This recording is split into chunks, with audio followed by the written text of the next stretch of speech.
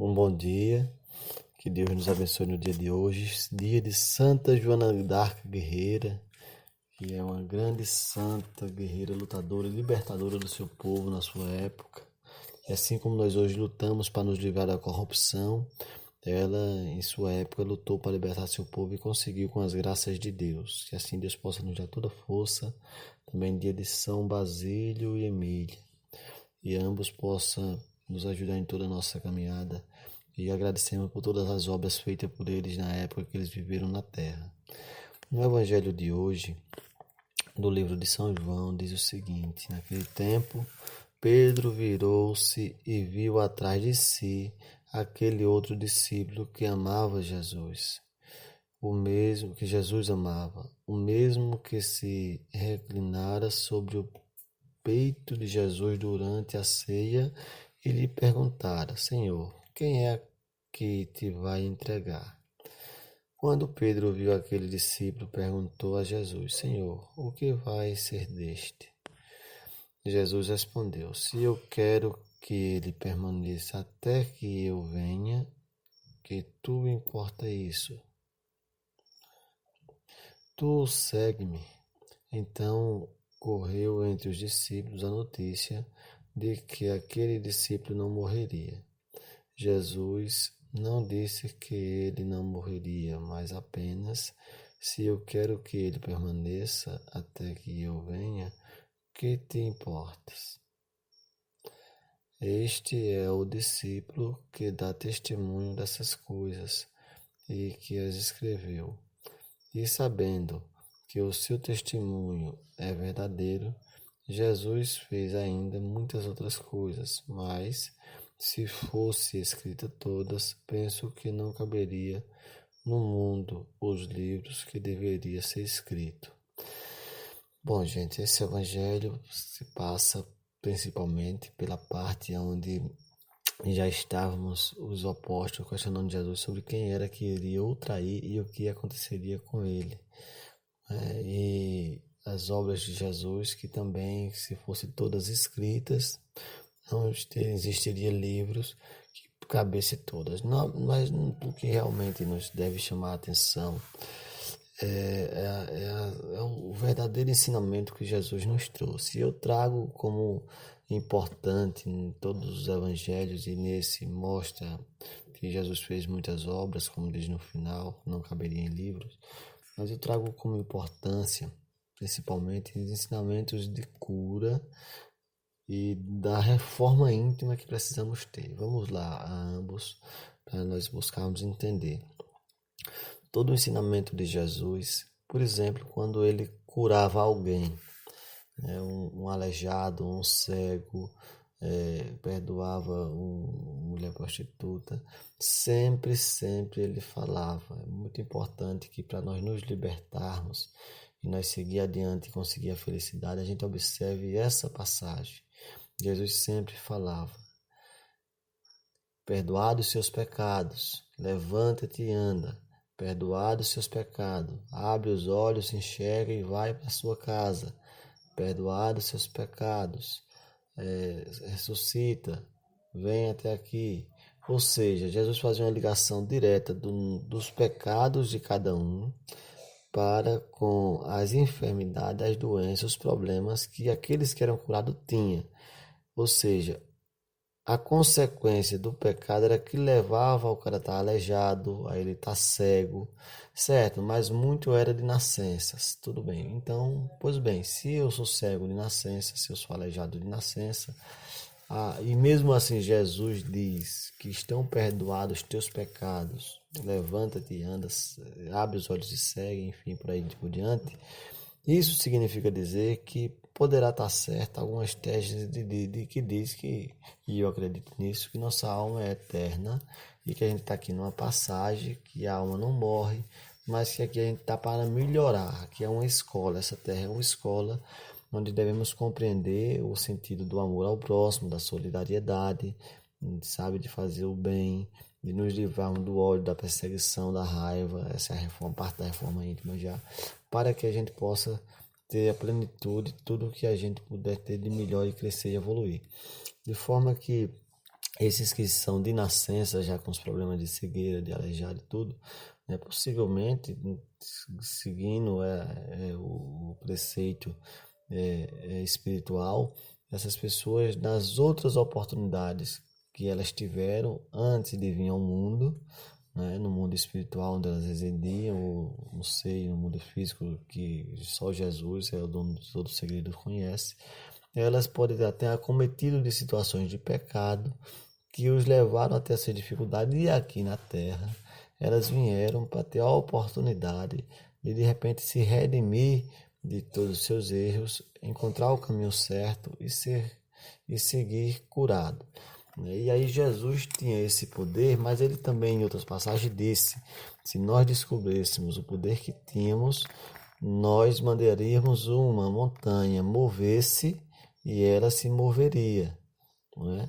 Pois bem, então esse poder de curar, esse poder de evoluir, de crescer, é o poder que liga-se diretamente à nossa fé, ele está em todos nós. Agora nós precisamos merecer que Deus nos dê a santa sabedoria para que a gente possa fazer coisas maravilhosas em nossas vidas. Se hoje, por exemplo, eu sofro de algum mal, seja qualquer, que seja em meu corpo físico, na minha vida, se eu me buscar nos conhecimentos de Jesus, se eu começar a fazer aí a outra parte, a reforma íntima, façamos, se a gente quiser a salvação. Eu não quero me alongar, portanto, eu já tenho falado muito da reforma íntima, eu vou falar mais uma vez. O que é essa reforma íntima? Não adianta nós buscar melhorar o mundo ou querer que o mundo melhore. Se fala em reforma tributária, política, econômica e tal, mas e a reforma do ser humano, das nossas práticas no dia a dia, que nós precisamos ter para que nós não sejamos pessoas corruptas, para que nós não sejamos pessoas que desejam o mal ao próximo, que guardam raiva e ódio. Nós precisamos entender que se pessoas vêm nos atingir tentando fazer o mal a gente ou até mesmo fazendo, essas pessoas elas estão passando por dificuldades na sua parte espiritual, que não estão conseguindo se autocontrolar e se acharem nos caminhos retos que Jesus veio nos ensinar. Essas pessoas estão cometendo pecados e querendo nos prejudicar. O que é que nós devemos fazer?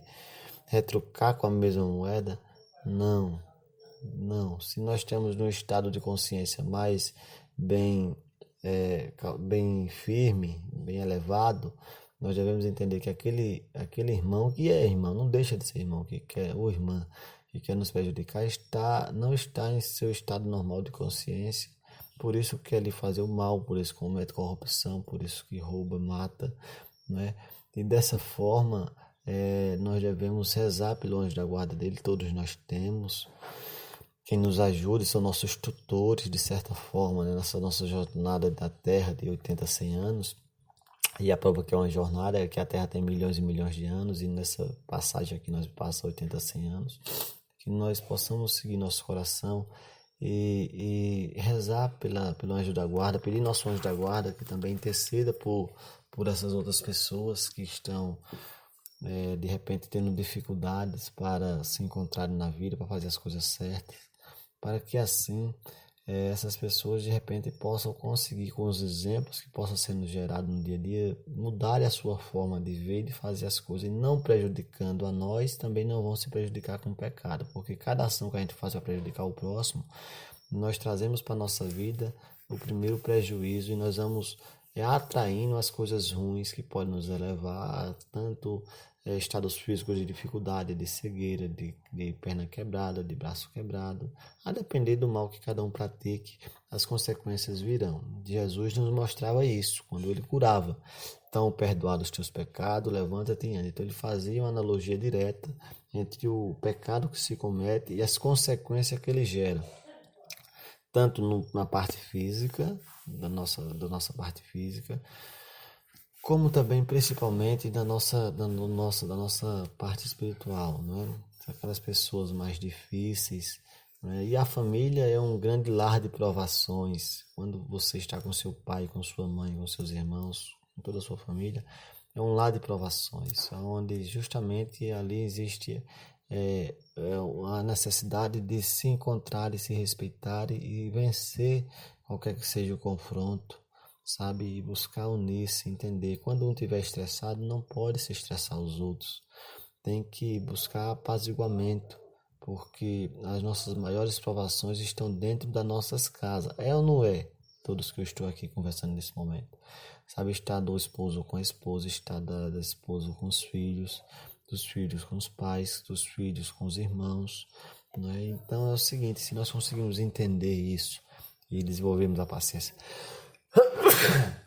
com licença, desculpe, e desenvolvermos a paciência, a harmonia, a perseverança, nós conseguiríamos, com a caridade e o amor ao próximo, vencer tudo isso, né? Então, sermos justos, desenvolvermos a solidariedade, o mundo precisa disso. Tá aí a pandemia, devastando tudo, corrupção demais, violência demais, sexualidade demais. Tudo isso aí descontrola e a humanidade, quando pratica isso aí em excesso, ela quer se tornar mais do que Deus. E aí, quando quer se tornar mais do que Deus, vem as próprias consequências dos nossos atos. Não é que Deus queria que nós estivéssemos com essa epidemia. É porque a humanidade, um conjunto de suas ações, elas fizeram com que tivesse que ter algo que barrasse, né, o poder exacerbado que o ser humano estava achando que tinha.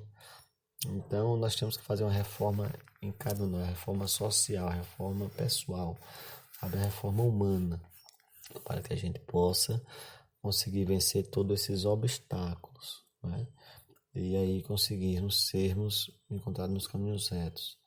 E assim, peçamos sabedoria a Deus, porque fazer o bem, às vezes existe aquelas pessoas que não estão ainda naquela sintonia de conhecimento que você está, e você pode de repente, por estar fazendo diferente, ser ou não criticado. Você não deve se deixar abalar nem se levar por essas questões. Eu pessoalmente, graças a Deus, não sofro, pelo menos pessoalmente, essas críticas, até porque eu, o que falo, faço na prática.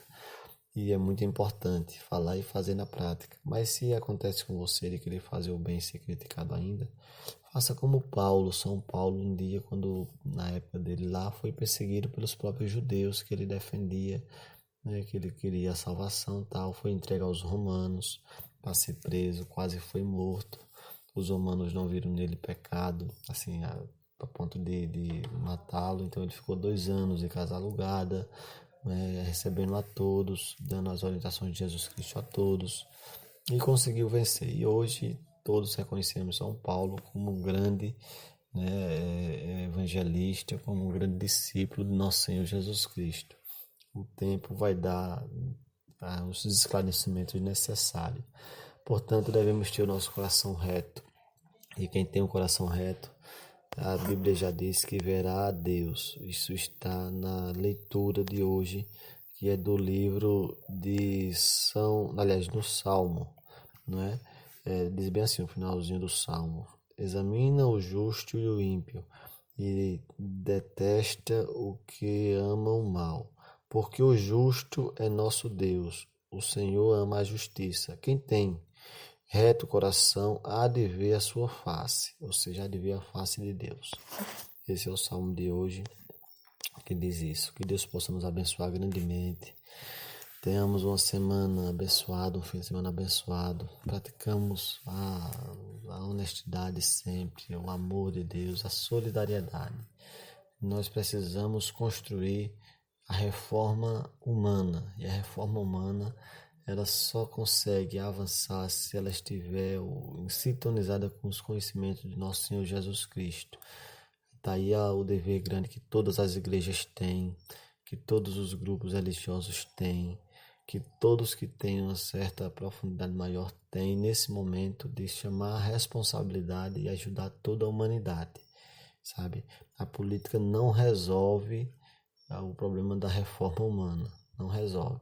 Essa questão da reforma humana, ela tem que ser uma parceria com a política, sim, tem que participar, mas principalmente com todas as entidades religiosas, todas as igrejas, todos os credos, todos aqueles que se reconhecem como com fé em Deus, com seguidores de Deus, de nosso Senhor Jesus Cristo, as santas forças do bem, têm essa obrigação e esse dever.